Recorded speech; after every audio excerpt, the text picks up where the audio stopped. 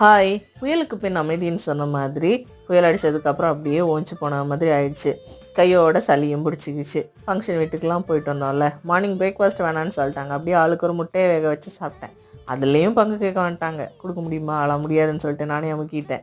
அதுக்கப்புறமா ஒரு புதினா டீயை போட்டுட்டு 2 பேரும் பீஸ்ஃபுல்லாக போய் உட்காந்து தங்கச்சி வீட்டு ஃபங்க்ஷனில் முறுக்கு கொடுத்துருந்தாங்க. அந்த முறுக்கும் சாப்பிட்டு அப்படியே புதினா டீயோட இன்றைக்கி தான் சிம்பிள் பிரேக்ஃபாஸ்ட்டாக போயிடுச்சு. சரி, லஞ்சுக்கும் ஹெவியாக இது வேணாம். ஏன்னா அங்கே ஃபுல்லாக மட்டன் தான். அப்படியே மட்டன்லேயே பிரியாணி, மட்டன் கிரேவி இப்படியே சாப்பிட்டு வந்ததுனால சிம்பிளாகவே போதும் அப்படின்ட்டு இந்த சுறா கருவாடு மம்மி வாங்கி கொடுத்து இருந்துச்சு. கிட்டத்தட்ட 1 இயர் ஆக போகுது.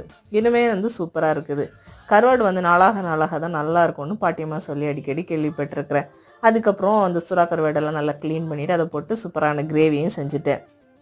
இன்றைக்கி சுட சுட இந்த மழைக்கு எதமாக கிரேவி வச்சு சூப்பராக சாப்பிட்டாச்சு. உங்கள் வீட்டில் என்ன லஞ்சுன்னு சொல்லுங்கள். இன்னொரு வீடியோவில் மீட் பண்ணுறேன்.